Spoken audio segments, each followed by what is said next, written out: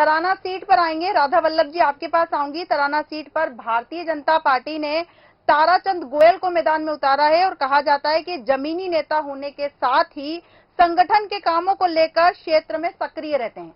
और कांग्रेस ने महेश परमार को मैदान में उतारा है। कहा जाता है कि कमलनाथ के ये करीबी हैं और ग्रामीण क्षेत्र में सक्रियता का इन्हें फायदा मिला।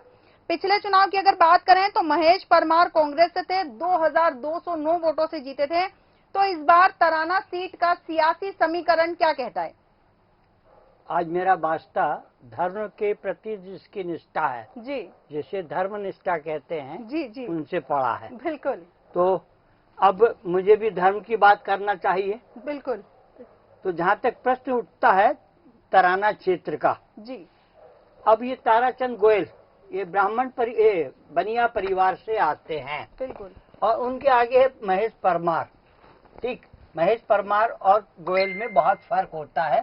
तो बनिए की आदत आप अच्छे से जानती हैं। बिल्कुल। बनिया हर दुख दर्द में हर आदमी के काम आता है, जी, चाहे गरीब हो, अमीर हो, सड़क पर चलने वाला हो या फिर व्यापारी वर्ग का हो, सबके लिए बनिया काम आता। मैं बहुत सीधी बात कर रहा हूँ, बनिए की ये आदत होती है। जी।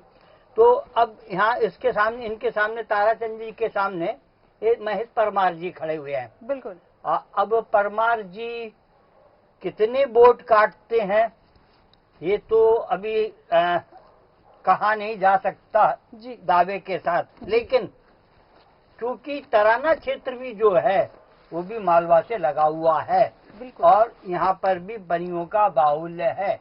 ये तराना मैंने घूमा है, तराना में मेरे रिश्तेदार हैं, इसलिए मुझे अच्छे से मालूम है। बहुत से मित्र मेरे तराना से है, परमार भी लोग मेरे मित्र हैं। लेकिन काम के मामले में और व्यापार के मामले में बनिया आगे है।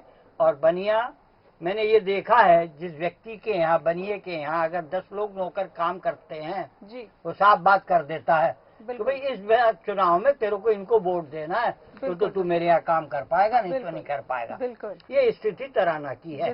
तो मुझे यहाँ ताराचंद जी गोयल जी की संभावनाएं ज्यादा लगती है। बिल्कुल बिल्कुल बिल्कुल। राधा वल्लभ जी, जैसा कि आपने कहा कि आपको ताराचंद गोयल की संभावनाएं ज्यादा लगती है। हालांकि अगर पिछले चुनाव की बात करें तो बहुत ही कम वोटों का अंतर था जिससे ये हारे थे। लेकिन इस बार देखना दिलचस्प होगा कि जनता भारतीय जनता पार्टी को चुनती है या कांग्रेस को चुनती है, देखना दिलचस्प होगा।